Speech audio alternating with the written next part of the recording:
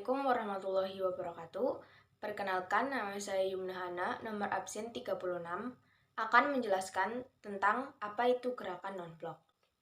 Gerakan non-blok atau GNB atau Allied Movement adalah suatu gerakan yang dipelopori oleh negara-negara dunia ketiga yang beranggotakan lebih dari 100 negara.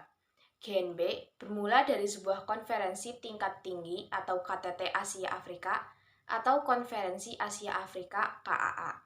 Sebuah konferensi yang diadakan di Bandung tahun 1955. Konferensi ini dihadiri oleh pemimpin negara dari 29 negara berkembang di Asia Afrika. Konferensi ini mendiskusikan tentang masalah-masalah yang dihadapi negara-negara bekas koloni Barat yang baru saja berkembang. Namun, KAA saja tidak cukup, karena ada negara berkembang yang baru merdeka juga, yaitu Yugoslavia yang berada di luar Asia Afrika. Maka setelah KAA Bandung pada 1956, ada pula deklarasi Prijuni yang digelar di Pulau Prijuni, Yugoslavia. Deklarasi tersebut ditandatangani Presiden Yugoslavia Josip Broz Tito, Perdana Menteri India Jawaharlal Nehru, dan Presiden Mesir Jamal Abdel Nasser. Setelah Perang Dunia II, AS dan Uni Soviet mengalami Perang Dingin. Perang Dingin adalah ketegangan politik yang terjadi antara Barat, AS dan sekutu NATO dengan Uni Soviet dan negara satelitnya. Yang menjadi sasaran adalah negara-negara berkembang yang baru merdeka, seperti Indonesia dan India. Kondisi inilah yang kemudian membuat Jawaharlal Nehru, Perdana Menteri India, dan pemimpin dunia lainnya mencetus GNB. GNB terbentuk melalui Konferensi Beograd yang digelar pada 1961. Di sana, para negara yang tidak berpihak pada blok tertentu mendeklarasikan keinginan mereka untuk tidak terlibat dalam konfrontasi ideologi Barat-Timur.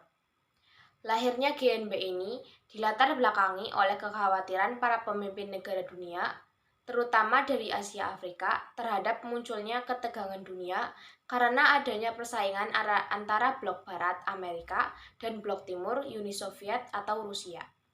Berikutnya, tanggal berapakah GNB berdiri? Gerakan non-blok berdiri pada tanggal 1 September 1961 di Beograd, Serbia, Yugoslavia. Siapa saja pemrakarsa GNB? 1. Ada Josip Broz Tito, Presiden Yugoslavia. 2. Ada Soekarno, Presiden Indonesia. 3. Ada Gamal Abdul Nasser, Presiden Mesir. 4. Ada Pandit Jawaharlal Nehru, Perdana Menteri India. Dan 5. Ada Kwame Nkrumah dari Ghana. Berikutnya, siapa saja anggota GNB?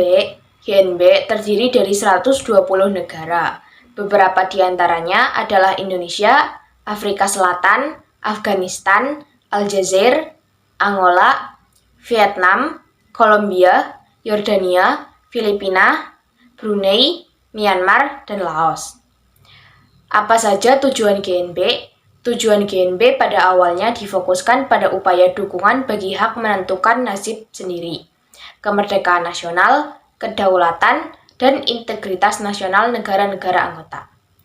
Tujuan GNB yang penting lainnya adalah 1. Penentangan terhadap apartheid. 2. Tidak memihak pada fakta militer multilateral. 3. Perjuangan menentang segala bentuk dan manifestasi imperialisme. 4. Perjuangan menentang kolonialisme, neokolonialisme, rasisme, pendudukan, dan dominasi asing. 5. Perlucutan senjata. 6. Tidak mencampuri urusan dalam negeri negara lain dan hidup berdampingan secara damai. 7. Penolakan terhadap penggunaan atau ancaman kekuatan dalam hubungan internasional. 8. Pembangunan ekonomi sosial dan restrukturisasi sistem perekonomian internasional. Dan yang terakhir, kerjasama internasional berdasarkan persamaan hak. Berikutnya, apa saja prinsip GNB? Sebagai sebuah gerakan, GNB juga mempunyai prinsip-prinsip yang dipegang teguh oleh para anggotanya. Di antara lain, 1. Saling menghormati integritas teritorial atau batas wilayah dan kedaulatan antar negara anggota. Yang kedua, perjanjian non-agresi. Non-agresi yang dimaksud adalah tidak secara tiba-tiba negara menyerang negara anggota ataupun di luar anggota tanpa adanya deklarasi. Yang ketiga, tidak mengintervensi urusan dalam negeri negara lain kecuali kalau diminta oleh negara yang bersangkutan. Dan yang terakhir, menjaga perdamaian antara anggota ataupun dunia. Berikutnya, apakah GNB masih aktif? Sebagai salah satu pendiri GNB, maka Indonesia terdorong untuk membuktikan bahwa GNB masih sangat relevan pada abad ke-21. Tetapi pada saat yang sama juga, merasa bahwa GNB harus berubah. Sesuai dengan namanya, Non-Aligned Movement, sebagai sebuah gerakan, GNB harus terus bergerak di tengah-tengah dinamika dunia internasional saat ini. Apa yang telah menjadi tema perjuangan GNB sejak 1961 sampai tahun 1990 masih tetap relevan karena keterbelakangan serta kesenjangan ekonomi dan pembangunan masih tetap menjadi permasalahan saat ini.